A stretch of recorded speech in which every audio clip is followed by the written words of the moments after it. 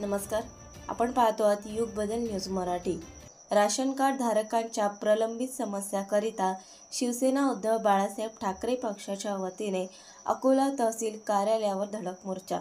शिवसेना उपजिल्हा प्रमुख तथा नगरसेवक मंगेशभाऊ काळे यांच्या नेतृत्वात ग्रामीण भागातील प्राधान्य कुटुंबातील राशन कार्ड आहे, पण त्यावर आरसी नंबर नसल्या कारणाने दवाखाना, शाळेचे विद्यार्थी, आयुष्यमान भारत कार्ड, मुलाचे स्कॉलरशिप, लाडकी बहीण योजना हा आरसी नंबर नसल्याने सरकारी योजनांपासून वंचित राहावे लागते। तसेच ऑनलाईन प्रणाली बंद असल्या कारणाने प्राधान्य कुटुंबातील राशनधारकांना आपली मजुरी पाडून धान्य दुकानावर चक्रा मारावे लागते। तसेच ऑनलाईन प्रणालीमध्ये कार्डधारकांचे रेशन कार्डमधील ऑनलाईन नाव कमी करणे वाढवणे हे सुद्धा बंद आहे।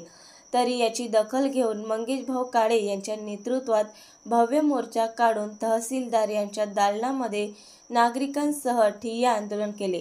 तहसीलदार यांनी मंगेशभाऊ यांना आश्वासन दिले की येत्या 5 दिवसात तुमचे काम होईल, 5 दिवसात कामे न झाल्यास तीव्र आंदोलन छेडण्यात येईल असा इशारा देण्यात आला।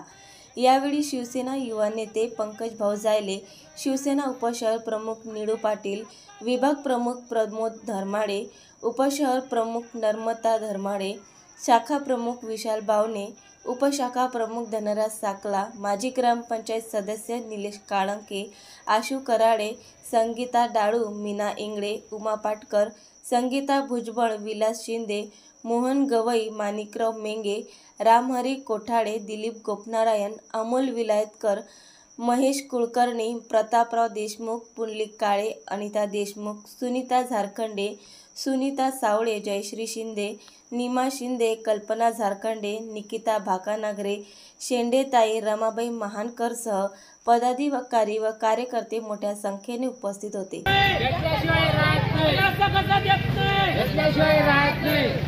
धान्य आमच्या हक्काचं आम्हाला मिळालंच पाहिजे। धान्य आमच्या हक्काचं, धान्य आमच्या हक्काचं।